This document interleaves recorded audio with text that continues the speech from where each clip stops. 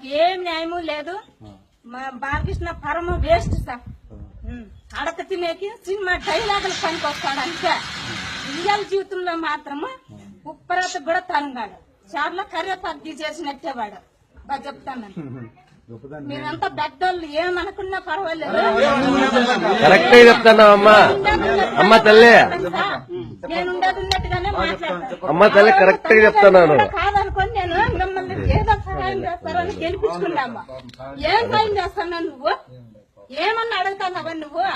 ఏమయ్యా ఆ రోజు ఎమ్మెల్యేగా నిలబడినారు కదా, ఆ రోజు మీరంతా లేకపోతే నేను పోయి నువ్వు సీట్లో కూర్చోలేము. మేమంతా లేదే, నువ్వు ఊరికే పోయి కూర్చున్నావాడా? కూర్చోలేదు.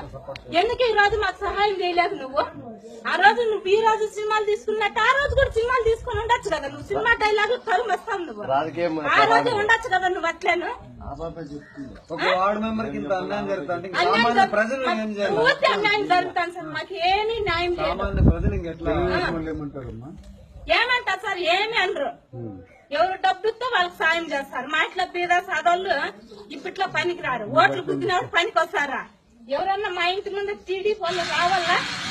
ఆ రోజు కనుక నేను మాట్లాడను సార్. ఎంత మా కడుపులో బాధ ఉందో, ఎంత మాకు నేర్పించి మాకు ఇంత ముందు అభిమానం అనేది ఉంటే ఓటు వేసినాం సార్. ఆ పక్క 10 రూపాయలు చేస్తాంటే ఆ పక్క వేసినాం. అది గేసినాము, గెలిపించుకున్నాం. బాగా నేర్పించేస్తున్నారు కదా.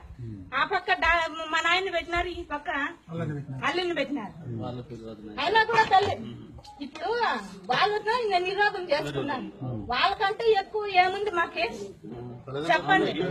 నువ్వు ఏడా హైదరాబాద్ లో సినిమా తీసుకుంటాంటే మాకేం పని? ఎరుపుకు నా కొడుకుతో మాకేం పని?